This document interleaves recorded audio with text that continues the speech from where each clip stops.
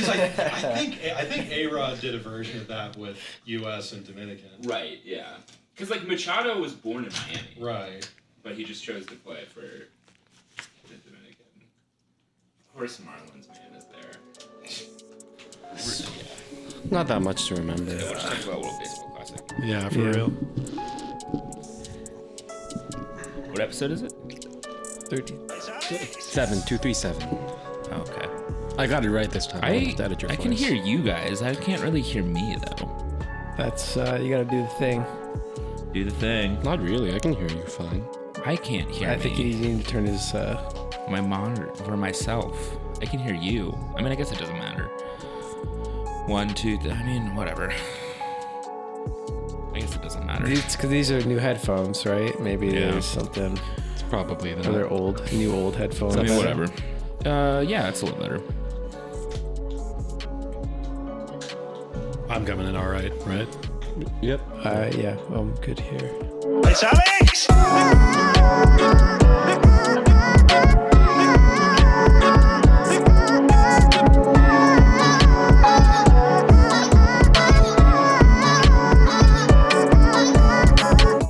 Well, it's episode 237 of V from 202 after 3 weeks of the MLS season. And unfortunately, I've got a major announcement with heavy news that I'm not going to have to leave the podcast because I just frankly need to secure more income as apparently our bank payments to the weather balloon weren't going through. Apparently they were being processed through a Silicon Valley bank of some sort.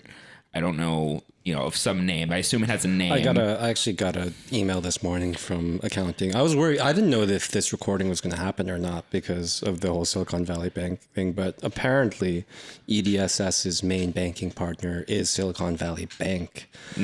But we did get word this morning from accounting that our funds are accessible thanks to Joe Biden. Well, no, EDSS has acquired Silicon Valley Bank. The unnamed Silicon Valley Bank. It's Right. weird that it doesn't have a name, that they just refer to it as, Silicon Valley And to be named later. I mean, for some reason, part of the package with launching this balloon was that all of our investments were secured by the CDIC, the Chinese Deposit Insurance Corporation, which I had never heard of. Yeah, each. Who knew? How they slipped in. I mean, I don't really look too far into that kind of stuff. So they promised me a China World Baseball Classic hat, though. So that was like, yeah, I'm in. Yeah, I just got a 300 social credit boost.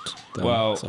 what is this? Like a right-wing Twitch stream? What are you doing? I mean, it also detrimentally hurt my U.S. credit score, unfortunately. Okay. It's The like actual social credit right, score. Exactly. The one that actually exists. Anyway, I'm leaving because I need to get more money, and the way I'm going to do that is I'm going to spend the next 3 years training to become the second baseman for the Great Britain national baseball team. Mm-hmm.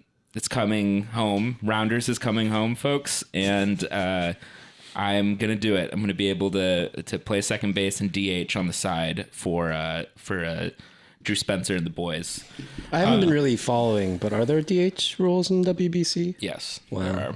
Because now there's DH rules in all of baseball. Yeah, I was going to say, if it hit internationally, not just, both leagues, the MLB. See, I was going to go out for the Great Britain team as well, working some of my genealogy, but then I am actually, my specialty position, actually, Peaches, is I'm a terrible pitcher, but hitting specialist as a pitcher. I can't play any other position. Just only as a pitcher. Yeah. So DH rules have just eliminated my Your role as Yeah. So everyone knew you as a good average pitcher, but a great below batter average. for a pitcher. Yeah. 7 ERA, but good neat little 270 average kept me getting my paychecks. But those days are gone. So. Well, this is, did you know that Gerhard Struber had started lobbying the league for a designated striker role, I guess? I mean, it scans. Yeah. Yeah, Gerhard Struber has been studying the shift very intensely. But it's also weird, but there's actually a no Welsh rule in Great Britain baseball. Everyone's trying to find the reason why they can't. Yeah, they that was kind of the subtext of the DH rule changes was Anti-Welsh. preventing Welshmen from getting in. So Yeah. that's the other reason I'm blacklisted. Yeah. Once Andrew Jones made it into the league, they were like, no more. That's Yeah. it.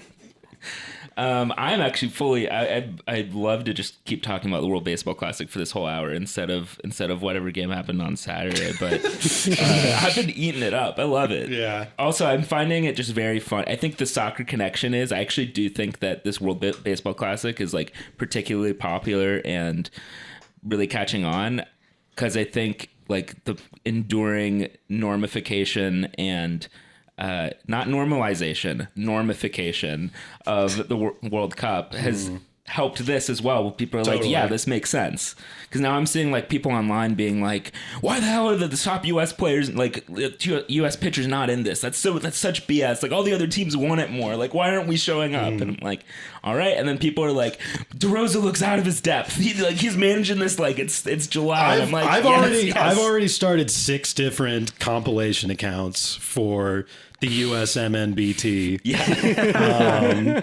I have USMNBT only. I have my other account is USMNBT World. I have only USMNBT. I mean, just an entire clearinghouse for touch compilations. Have you tried for Mike Trout and Tim Anderson? Did you Tactical Manager? Yeah, I've started the world's largest database of 14-year-olds playing baseball, and then I was informed later on that that's called Baseball America, and it's a magazine. It's existed for 3 decades. Has tens of thousands of subscribers. So, damn. All right. But I will chalk that up and say that I do think that's an enduring evidence of soccer just slowly seeping in, and I think making it much more intuitive for people to get really into this. And find the concept of like showing up for your country in a sporting competition to be much more exciting than it was like a decade ago. Also, just so much clearly superior to the Olympics. The Olympics for team sports just doesn't make sense. So that's my spiel. Much more exciting than the games last weekend. Because the Red Bulls, who did the Red Bulls play last weekend? They played. What have the New York Red Bulls been up to lately? Yeah. Well, let's maybe do a little bit of a sidebar on that this episode. Yeah. I think in an alternate life, Adrian Heath ends up coaching Great Britain baseball somehow. I could see that happening. Yeah, I mean, randomly falls into it when he first shows up in Orlando. Yeah. Yeah, and he like gets in, and then he returns back to England for some reason and brings baseball to the masses there. But instead, he's stuck in Minnesota, where we had a snow games. It was okay. That was the one interesting thing. There are actually flurries out our window right now too. They're not sticking, but that's kind of a relief. It's nice. It's nice to have some properly shitty weather. I think finally this week, and it looks like it was that way in Minnesota on Saturday, as the pitch was covered in snow at kickoff. It was covered in snow, but whether or not that was preventable or not was in dispute. Yeah, apparently. But, which is funny because to me it's unclear that was even that much of an advantage for Minnesota. Yeah, they certainly didn't. Yeah. Yeah. Capitalize on it. And I will say, in the second half, it sure looks like they turned on half of the heat warmers, or field warmers for the field and not the other. Yeah, which that there has to be a rule about that, right? You would think, but if there isn't, honestly, that's just kind of home field advantage sometimes. I mean, when you're playing in somebody else's building, they get to fool around with what they can. That's when you send the bench players out to warm up with really wide feet. Yeah. Something What like is that. funny, because apparently this has been sort of confirmed. Guys have got on the record that the Minnesota Twins won the World Series in like either, I guess it wasn't 90. I think it was either 89 or 91. And they were like not that good a team, but their home and away splits were insane. And then like their buildings facilities guys went on the record and said, oh yeah, when the Twins were hitting, we blew the air conditioning out. And when the other teams were, we blew it in, and they hit like twice as many homers. 40 more home runs at home for that year. And it's confirmed. And this is why the Houston Astros are legitimate 2-time world champions. Anyway, it's Minnesota tradition. Apparently. Minnesota tradition I mean, to it's alternate the Minnesota mean. yeah, so Minnesota to mean speak. to alter the climate. It's just it's what they're up to. I think that just means we're not trying hard enough to win at home. Yeah, look Yeah. at soft, nice New York versus cutthroat Minnesota. competitive Minnesota. This what has what been is this world? This has been a talking point in previous episodes, actually, that like RBA is so nice and pleasant that maybe it'd be better if it were a little bit less pleasant for the other teams. The field is always in pretty good condition. And just the atmosphere kind of leads teams to raise their games a Yeah. little bit, like the gravitas of it all. It is also funny because having the field clear goes both ways, because like actually the most dangerous moment for us in the first half was when Sean Nealis tripped on the snow while defending.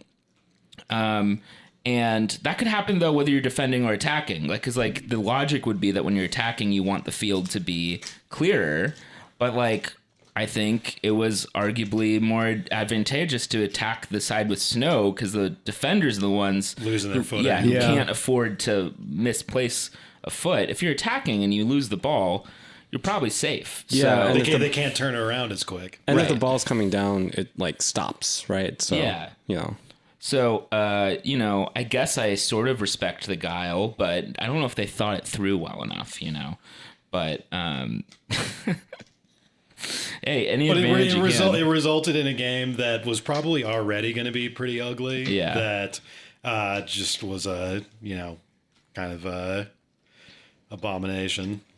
Let's be honest. Yeah, it was pretty gritty. Minnesota set the all-time record for worst pass completion percentage in a game in league history. Really? Yeah. That surprises me. And I can't remember. I think it was Doyle who had it in his column about this. And it might not have been this particular Red Bulls performance, but it might have been because Minnesota was like 48% pass completion. Jeez. Red Bulls were like 56. And I think if I'm remembering Doyle's thing correctly, he said that Red Bulls at 56 was like the 7th worst passing percentage of all time. So Maybe, this was that's like either way. Red Bulls have a bunch of the other top 10 spots over the last 10 years, which makes sense. But this particular game apparently was just top Historic. statistically, metrically, a top 10 most ugly game in MLS history. I wonder where that game at RFK Stadium that we went to, remember where it was like it Oh, rained the out so puddles? bad that it was Oh just my puddles God, everywhere. yeah. I wonder where that ranks in the top 10. Jeez, yeah. I am surprised by 10. that because I do feel like there's been like wild weather games in worse eras of MLS. Yeah. But maybe I guess in those eras, everyone just gave each other a little bit more space too. Like the maybe the pressing wasn't as intense. But yeah, maybe the thickness of the snow too is also wild. I mean, I guess they don't have like you can't really plow while not fucking up the grass, but Right. it's still kind of wild. But it did create a chippy game.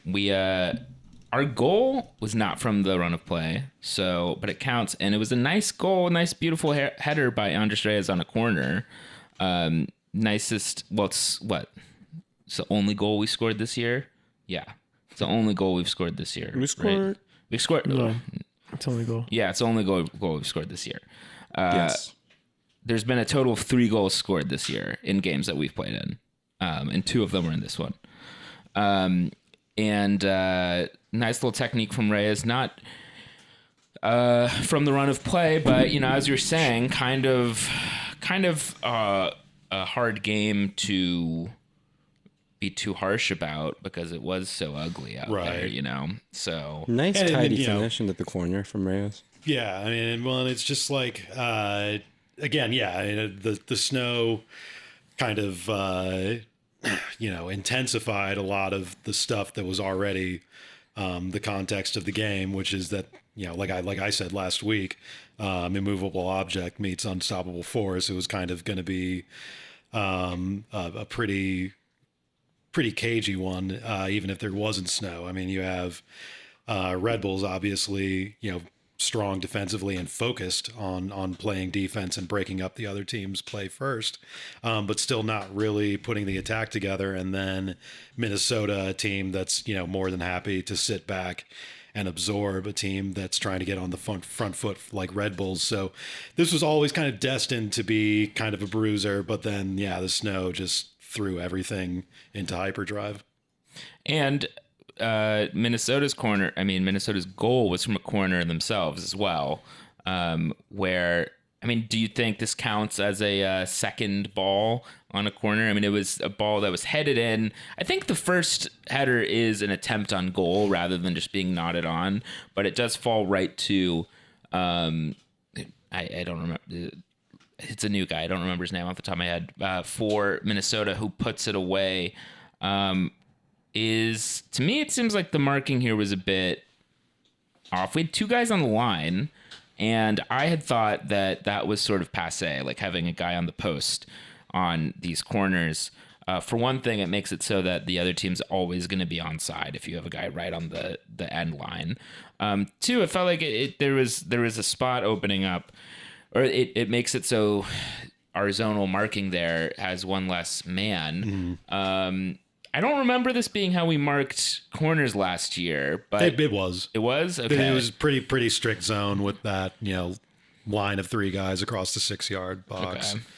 And, pretty planted there. Which obviously you only notice, that kind of stuff when a goal is scored. And, right. That's the more, that's the time when they look the worst. But yeah, just, when you set up your set pieces like that, you are kind of playing the odds, and sometimes you have stuff like that happen. The idea is that you're supposed to score more goals on your end, but hopefully they're going to get to that later in the season. Yeah, it was a good initial save by Cornell, but only so much you can do.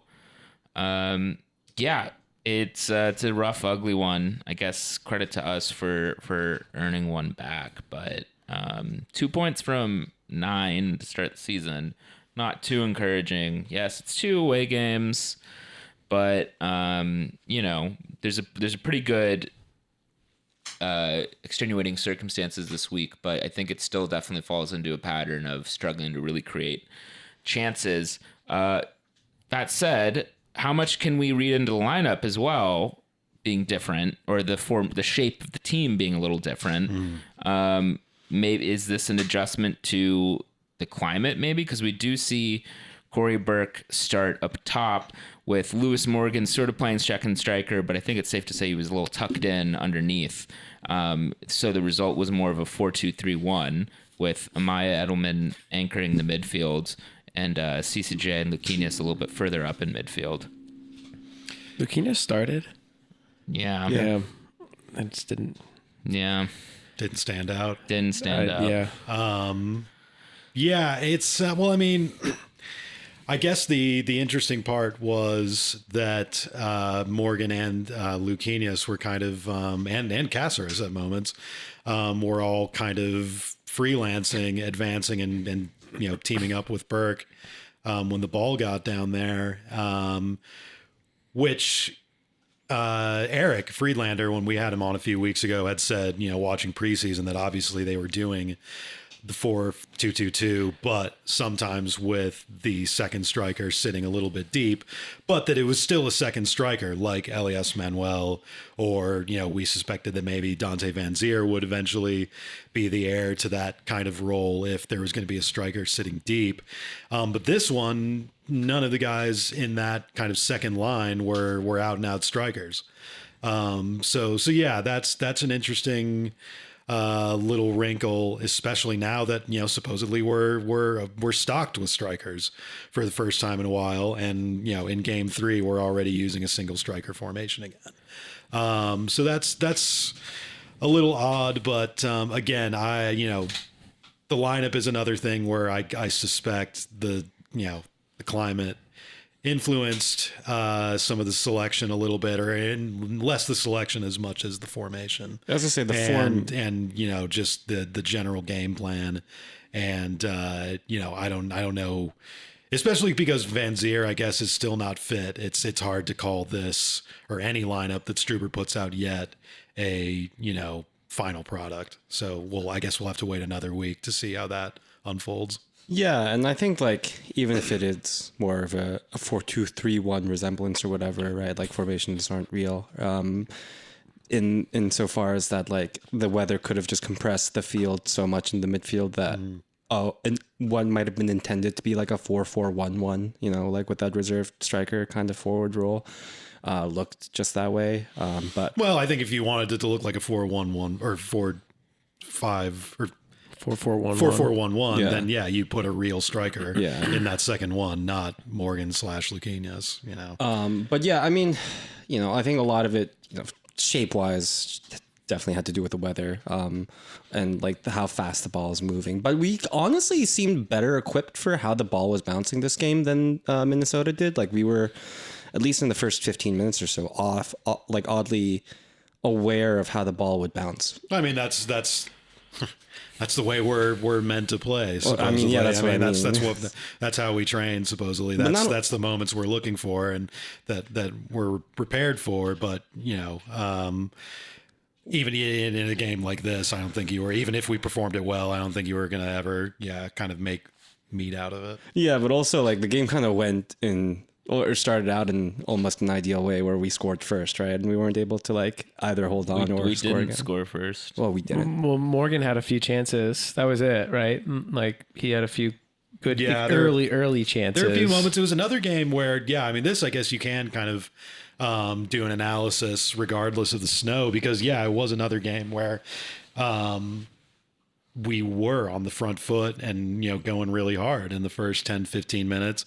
And then once that didn't, lead to anything, it all kind of dissipated for the rest of the match. There's obviously the goal came in the second half, but that was against run of play on, kind of a set piece. There wasn't a run of play in this game as we were kind of discussing earlier. And,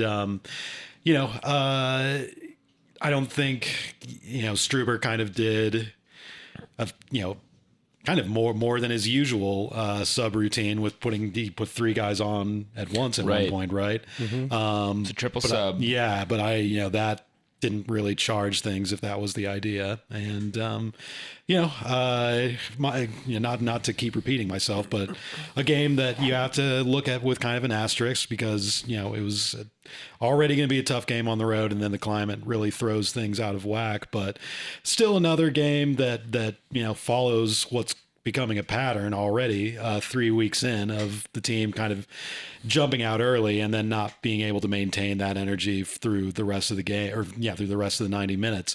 Maybe that improves as the season goes on and the guys get more conditioned, but that certainly didn't happen last year. So we'll have to wait and see. And as much of an asterisk as you put on it, it's still worth the full 3 points at the end of the day. So But What do you mean? We only got 1 point. no, I mean like the game is worth 3 points. Even I see. Yeah. It's better than our last Orange Ball game, right? Colorado. Was that the last There was one? one before that someone had said The RSL. RSL. Oh yeah, the 2018. crazy like it was like 2018. yeah, but And wasn't that like mine's- weirdly like in like late spring? I think so. Yeah. No, We went to like Banter or something. It was like the third game. RSL college. Early 2018 was in Colorado, I think, because No, you're that was- right. You're right. that was 7. You're It was right. RSL You guys are during because- CCL, yeah. and that's where we had the fully rotated like team. Carlos I- Rivas gave up a Rivas, penalty. yeah. I remember exactly. every Carlos Rivas game for us. Yeah, I'm I was not mixing a it real up. fan. I was mixing it up with the last RSL game we played, or the last game we played in Salt Lake, which was the last game before COVID. So, Oh, yes. which I think might have had snow, but I can't remember. I don't know.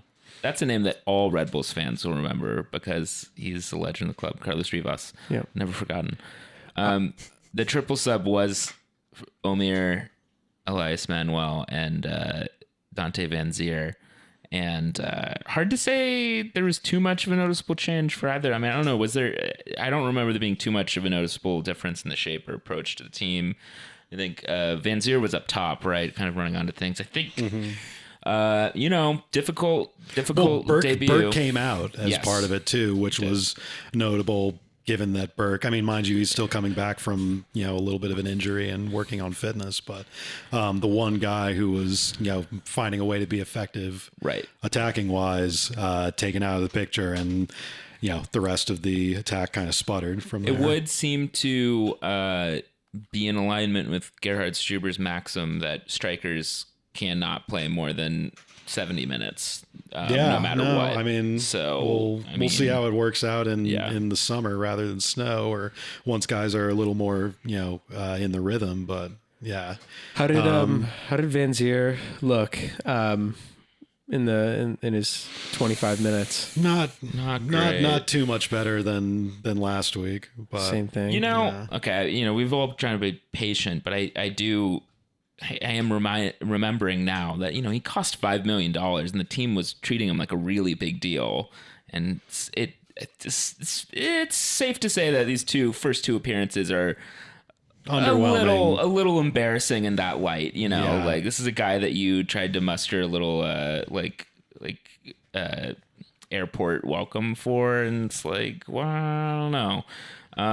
You never say never. Hopefully it picks up. It looks like some of his movement ideas are good. This is not Kaku coming on and immediately looking like he's got the magic. Right. We should even Klimala. I mean, Klimala he was doing sub appearances his first few games, and you could see the runs and stuff like that. Whereas Van Zier is supposed to be like a cleaner, more technical guy. You're seeing a lot of just weird, awkward touches, and balls going out of bounds, and it's just kind of like, I mean. Yeah, it's only been 2 sub appearances. He still gets plenty of time to figure it out. But Corey Burke should not look so much better than he does. I will say, because Corey Burke is what I was going to say. Maybe we should have greeted Corey Burke at the airport. Greeting Corey Burke at the Turnpike Visitor Center, right at the Thomas Edison service area. I'm mostly saying this because I'm hoping my touch gets better as I get more informed, because, I feel like he oddly reminds me of me out there. Dante Van Zier. Yeah. It's a young Alex Chang. Noted. So, like... That's the harshest diss yet. Yeah. Like maybe he'll run into form and I'll run into form and start, picking up these goals that we're supposed to, right? Yeah. Maybe. You don't sound so confident. Come out to DSA League, Dante. I will say the discovery of the week, though, courtesy of Kate, who pointed this out, is Corey Burke's Instagram. Really delivers. Oh yeah, yeah. It's just delightful. He had a couple of, I guess they were probably stories, so they're gone now. But just like first person, POVs of the snow on the pitch, just being like, man, this is crazy. But they were also the ones where it's just like a still photo of him with a song playing. Yeah, it's just great. So many where it's just a still photo of him with like a sound going on. And one, well, okay, if you keep scrolling, there's one post where, it might shock you. It's of his grandfather's funeral. So that's all I'll say. It's intense. Corey has an incredible Instagram. Love that. Really enjoying that addition to the team. All right, 2 points from Ryan. Anything else to say about this Minnesota game other than the snow? Is there anything to say about Minnesota? Talk about the most NPC club. All right. I mean, you couldn't even remember the name of the guy who scored their goal. I remember it started with an H, but was like a silent H, right. But Fragapane, which is sounds like a dessert, right? They didn't have their pistol whip number 10 Reynoso. Yeah. We got to see Taxi again. Oh right, yeah, he was on them. I didn't really notice him at all. So he was pretty there. Yeah. He was a soccer player. Mm-hmm. That's all you can really say about most he was a soccer player Minnesota United players. It was funny. The commentators kept on being like, last year, Dane St. Clair had the most legendary performance that no Minnesota United nor Red Bulls fans will ever forget. It's like, all right. Yeah, I remember it because it was my job. But, beyond that, I don't know. Pretty forgettable for night for I remember the second goal they scored. last year mostly, but I'm like, I mean, it's not that. It wasn't that crazy. But I remember the what was that guy's name? Richard Sanchez for Chicago. I remember that performance much more. Right. But yeah, I think this will be one to forget very promptly. That Richard Sanchez guy is randomly in like Azerbaijan or something now. Oh, good for him. Like, yeah. Well, it'll be a while until we play the Loons again. So I want to hear the loon. Did I play that clip? Well, they play like a loon like call at kickoff or something like that. yeah, But all right. Well, they should just have Loons at the stadium. That'd be cool. Oh yeah, like Club the, America, like or like the Georgia Bulldog, or Lazio. They should have the fascist eagle. Yeah. The Twee social democracy loan. They should they should have their left wing, if they have a left wing supporters group, it should be called like the Soccer Farmer Labor Party Yeah, or something. that's true. Yeah. And then the loon will at halftime be like, "Now, do I have my concerns about Venezuela? Of course I do."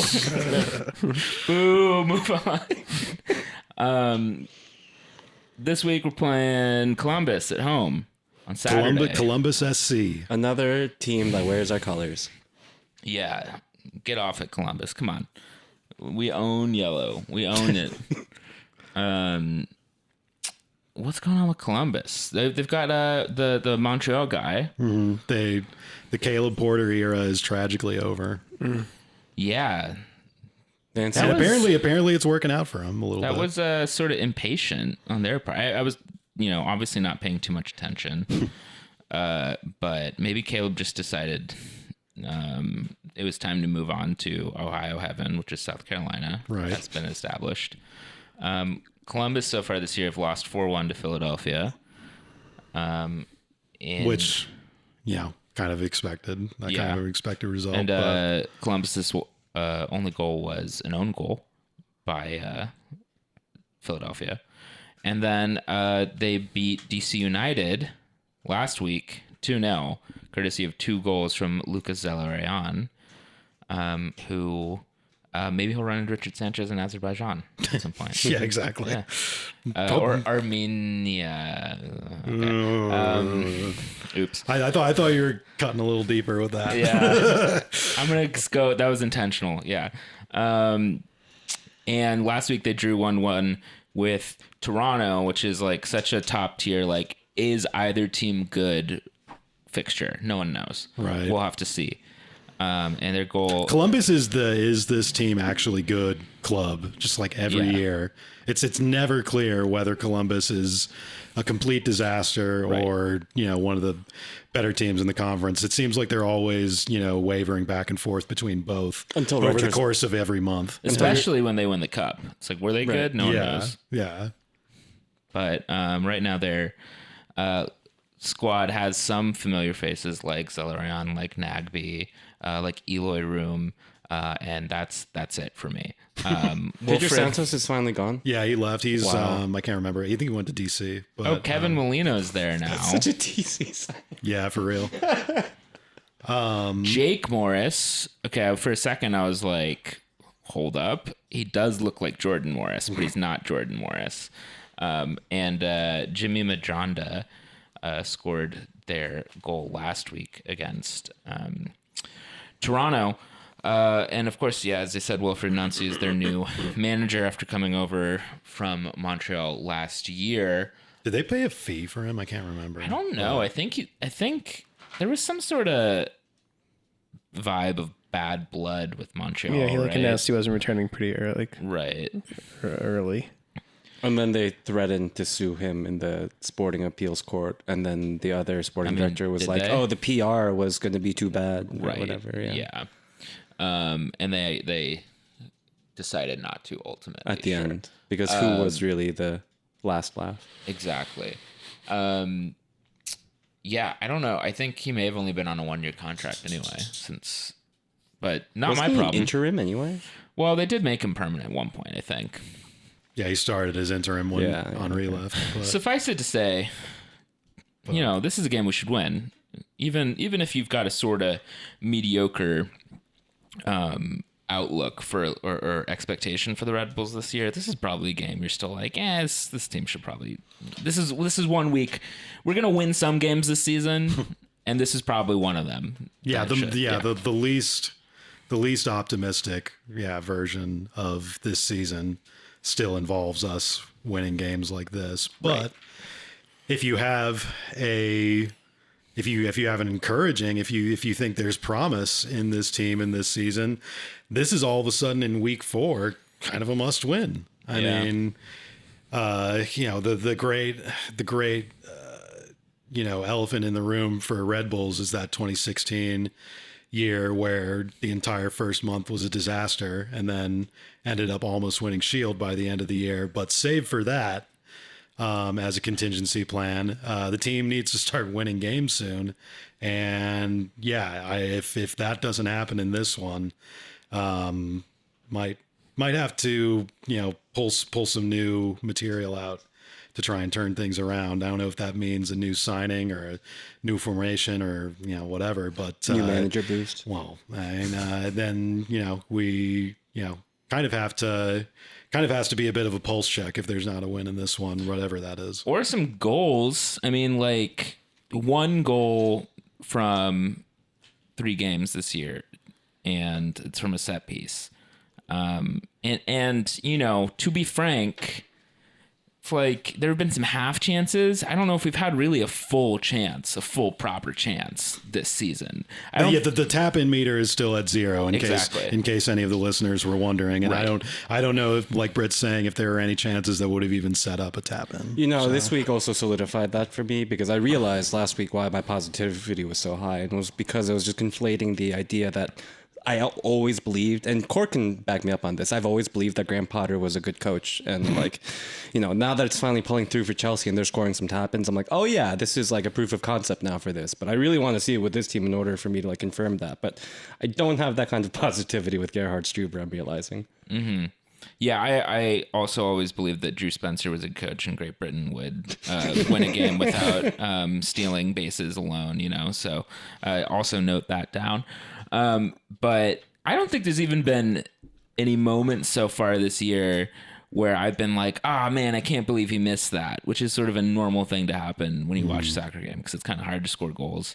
But I don't even know if there's been anything approaching like a sitter or anything. The game in Orlando had some like those Elias chances and that one chance that Morgan hit right at the keeper. And then Tolkien had one like that too. In the early part of the Nashville game, there was the chance that Tolkien had where that was more of a rebound that he hit right at the keeper and rather than a crafted out chance. But beyond that, I mean, not to keep repeating, but the Minnesota game was never really going to be an offensive showcase, but still, nothing really emerging from that either. And from like what you're looking at too, it's when you see those chances that we're talking about, it's more of a not like I can't believe he missed that. It's more like I can't believe he made that decision. He's not like playing a different ball or like seeing a different runner. Or something. Yeah. Well, I mean, I don't even know. I mean, I think that implies that there was an obvious chance to score. I think these are just all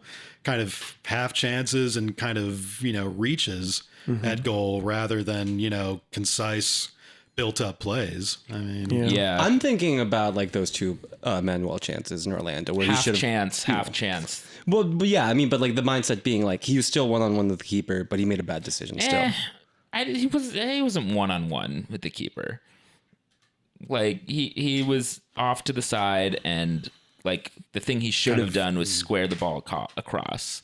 Like I think that phrase half. Are you chance talking about this in a for Nashville game? Yes. Yeah. Sorry, maybe thinking about the Nashville game. Yeah. Like I think the phrase half chance is perfect for describing everything we've had so far this season. I think that the difference between the way we started last season and this season is that we made all of those. Yeah.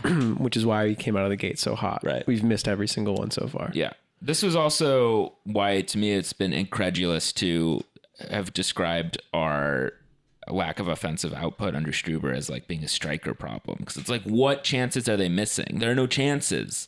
Like what chances was Klimala missing? ones that he, like we're not even getting the one-on-ones that he was able to create last year by comparison. I wrote an entire article for OAM that was pointing out that these supposed chances are, extremely difficult conversions and not, clear carved out opportunities to, hit an open net, and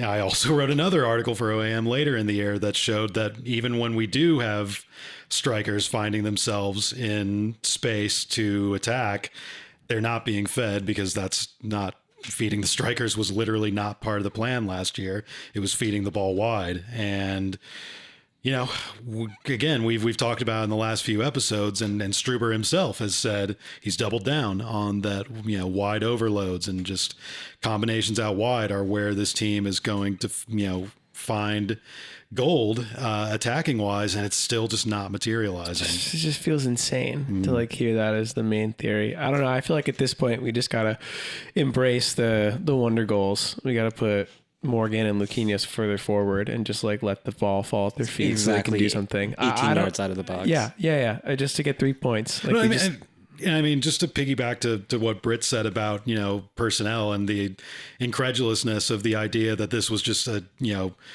Klimala problem or a striker problem or whatever. I mean, we supposedly, rejuvenated the entire strike force, got rid of, the bad Klimala and brought in, supposedly veteran Burke. And now we have, supposedly the $5 million upgrade in Van Zier, and the only, member of the Red Bulls 2023 preseason team who have scored goals this year are Patrick Klimala and Zach Ryan. The two guys we let go, and the supposed new ratcheted up RBNY strike force has literally nothing. I mean, 3 games is not much of a sample size, as we keep saying.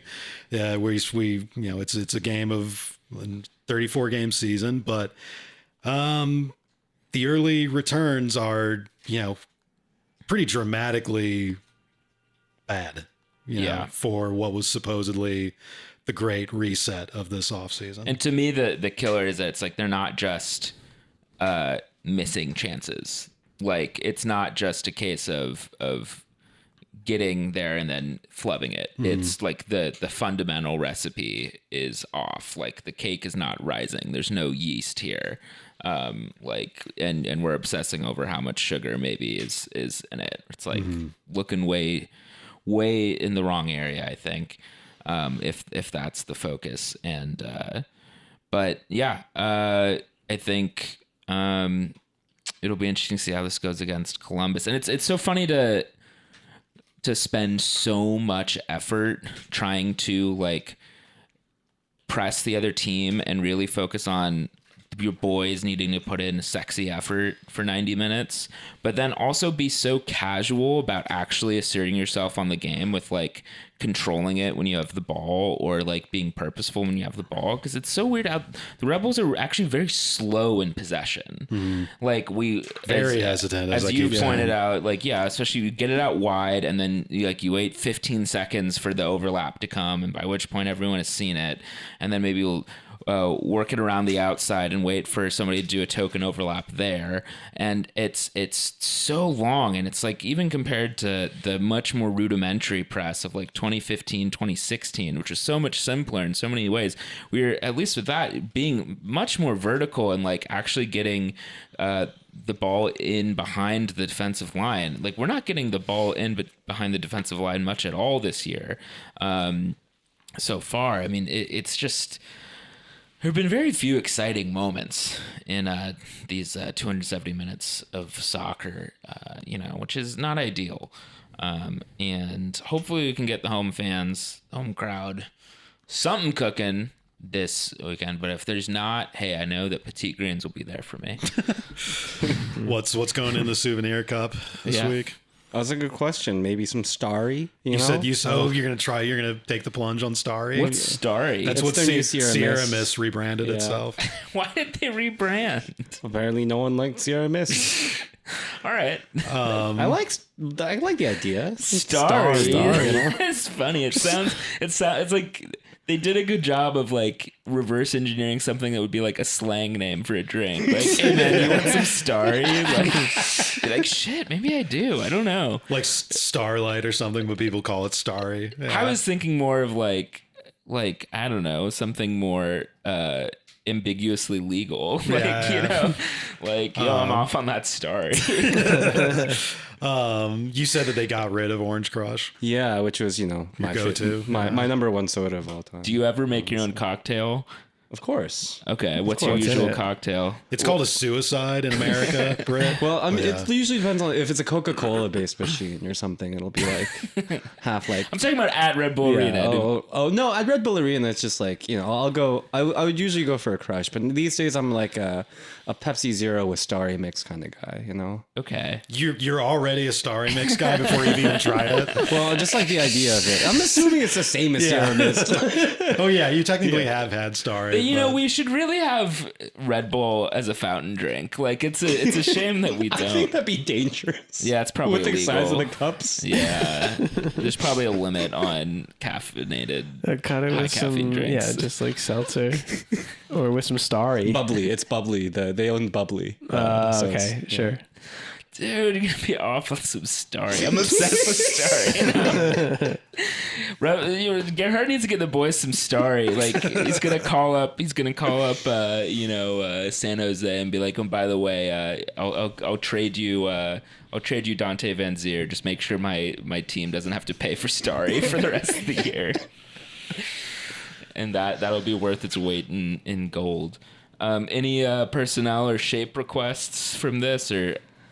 I guess it would be for interesting not? to see Van Zier start.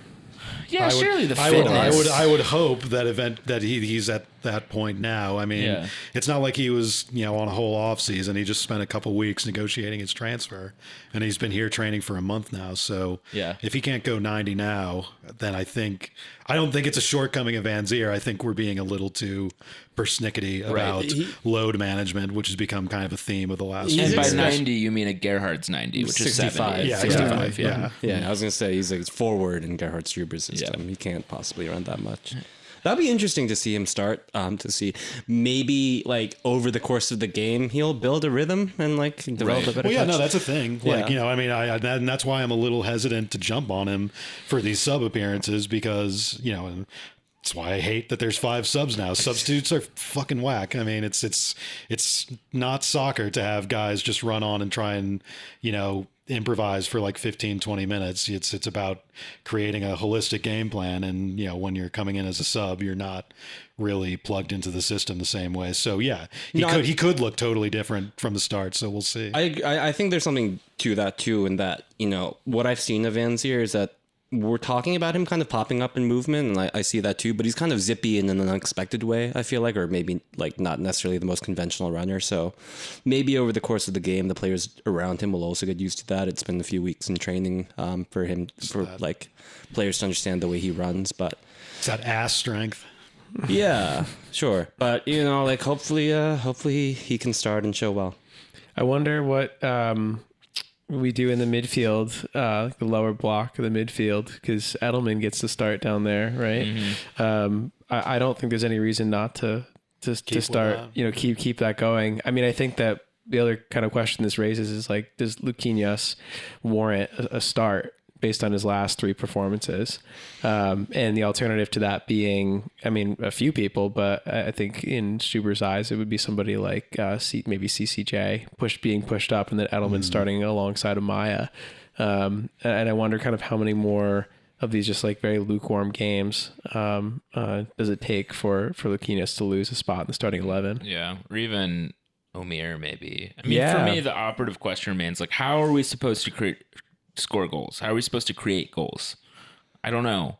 And I don't know if Luquinhas is going to be able to contribute to that until it's more clear. Same with Omir in a way, too. I mean, I don't know. Yeah, I worry that he wouldn't do anything. I just think that he would need to be further forward up, like in a 4-3-3, like in the top, something like that. But it's just like that's not the direction we're trying to like head into this season. So it's just tough. I just don't know what to make of like his prospects this year. Yeah. I hope Cameron Harper is better, I guess. But I don't. He's confusing too because he's been playing both in right back and more of a advanced position when he has played. So I don't know where he necessarily would start in the system, considering that like if Duncan comes in, maybe he's like that other option because that's where he's kind of like played in minutes. But yeah, I mean, obviously, I think after seeing Duncan have a start, even though it's been the snow game, like I think Harper has won his spot, you know? Right. It would just be nice to have a game where we could like, you know, be up 2-0, 3-0, like for like 10 or 15 minutes, give Peter Stroud a run out, something like that, you know, not just be clenching our jaws for the whole time, so to speak. But we'll see. I worry that if we don't get a result here, we then just have 2 games on the road. And not that they're particularly tough opponents, but I just don't see us. Like, we didn't get a result. You could see the bottom falling out. We didn't get a result in Charlotte last year. I don't know if, I mean, they're no worse than they were last year. I mean, they're not a bad team, right? They're just like fine. They have a very expensive attacking trio and a decent 10. But like, I don't know. Like, there's that, and then there's this. I think you probably see the same thing about Atlanta, like verbatim. So yeah, Charlotte saw Baracco at the World Cup, right? So I worry that if we don't get a result here, we go winless in 6, and then we try to get something at home against like San Jose and then Houston, which are not bad opportunities. I worry about the confidence of the team not getting a win in 5, in 4, and then hitting the road. Well, and this is supposed to be a trophy year. This is supposed to be, as we keep saying, I mean, year 3 of a managerial tenure. And if you're winless in your first, like I keep referencing the 2016 season, which was the great outlier of all this. But yeah, if you're winless in your first 4, probably not going to compete for the Shield. And 2016 was 1-6, right? Like we did win 1. So I mean, I am very worried about going like winless in the first 5 because that would mean at most we have 4 points in 15. It also concerns me that like we're looking at that as a real possibility, and I feel like the manager has set the tone at this club enough where a lot of people are just like, not great, but yeah, exactly. I guess that's what we've been told to expect. Right. Like, even I'm feeling that a little bit. Like, am I gonna like throw the pram out the window? No, not really. Yeah, I've got other stuff going on. It's like no, that's pretty much exactly the zeitgeist we're in with the club right now. Yeah, part of me is like, am I stupid? It's not great, honestly. Am I stupid for expecting better from this club with the person in charge? And it's like, yes, that is you've been told. Yes, yes, I am. But like, why shouldn't I believe in you? Like, you told me not to believe in you. Yeah. So let's see, but that's a good point. We're looking at, I mean, I think he has also set the bar low enough for himself now where he's made it so that there's almost no dates on the calendar that you can look at that and be like, oh yeah, that's a win for us, or we should expect to win. Every opponent, when I look at the schedule now, I can imagine Gerhard being like, oh yes, like we need more effort. Oh, Columbus is an ugly, tough game. I'm like, dude, replace that for Charlotte, Atlanta, San Jose, like none of these. Like there's an excuse for every single one of them, and it's like, oh, okay, we just need Come on, 4 this is more like this is Van Ziers in the season that we should really be having. We knock out every single one of these games. We should win 5 in a row from this point on. He's received inside information that the goalposts are going to be shifted to the corners of the field at any moment now, and the strategy of playing out wide will pay off. Oh, you reminded me of something like of this wide play stuff, and I was like, I think John Tolkien's heard us talking shit because he tried to whip in a few crosses last game, but they were not very good. I mean, one of them has almost kind of worked in a way, but my only note would be that like don't even hesitate next time. Like just fucking have a rip. Yeah, put one in. Yeah. Don't turn back. Go. Half one, mate. I've been watching all these different clips of the Reece Nelson like last minute goal for Arsenal a couple weeks ago. And in the crowd level ones, you actually can hear much clearer how everyone at the stadium goes, shoot! And then he does, which is the best. Because some people get mad about that. I fucking love it when people yell shoot. I do it sometimes because I'm like, I know it's dumb, but it's just fun. So I'm going to start doing that for Tolkien. Just be like, cross! Whip it! And maybe he'll hear me. Just like how last week you were yelling "man on" from fucking 1,000 feet away. And he'll nay after you say it. All right, I think that's a good place to pin it. All right, till next week. It's Alex!